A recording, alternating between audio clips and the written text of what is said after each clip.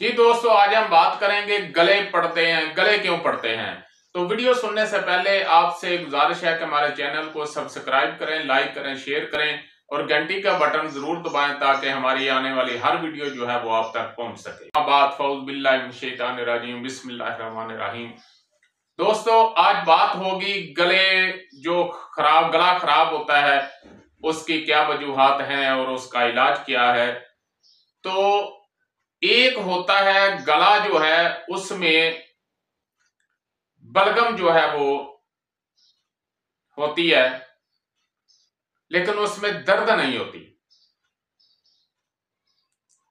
उजलाती असाबी और उजलाती गुद्दी बिगड़ी हुई नब्ज जो होगी उसमें गुद्दत जो है वो चौके फूल जाते हैं। तो आपके पास कोई मरीज आता है तो आप कह सकते हैं कि आपका जो गला है, गले के जो गदूद हैं वो फूले हुए हैं।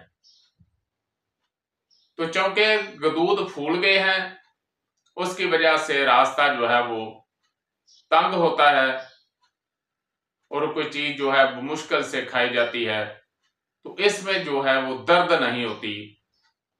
तो इसके लिए आप तारे मीरे का तेल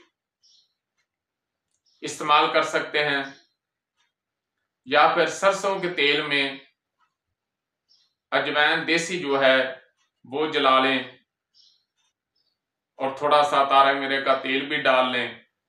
तो उससे आप मालिश करेंगे तो इंशाल्लाह एक दो दफा मालिश से ही आपके जो गले हैं वो ठीक हो जाएंगे। ये उजलाती असाबी और उजलाती गुद्दी बिगड़ी हुई जो नब्ज होगी उससे ये मामला पेश आएगा। ये खुश्की के सबब होगा, खट्टी चीजों के इस्तेमाल से, ये जो रोगनी अशिया हैं इनके इस्तेमाल से ये मामला जो है वो बिगड़ेगा। और दूसरा,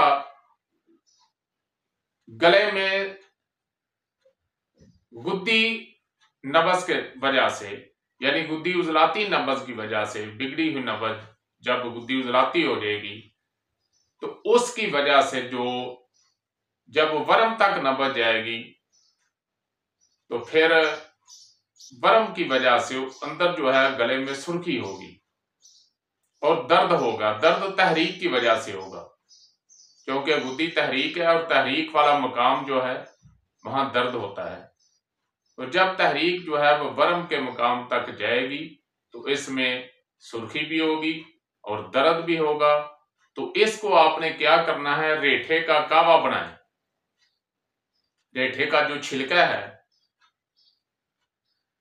ऊपर वाला, वो छिलके जो हैं, एक रेठा काफी है। 1 कप पानी डाल लें, 2 कप पानी डाल लें और एक आधा रेठा काफी है। 1 डाल लें, 2 डाल लें।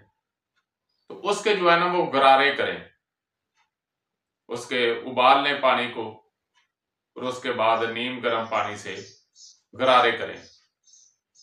ज्यादा गर्म नहीं पानी होना चाहिए। तो गरारे करने के बाद जो अंदर सुर्खी होगी उसको फाका होगा और उसके बाद आप दूध और घी का इस्तेमाल करें। देसी घी और दूध, नीम गर्म दूध में देसी घी डाल लें थोड़ा सा और उसको पिएं। इंशाल्लाह एक ही रात में आपको सुकून आ जाएगा। वमा अलैना इल्लल बलाग।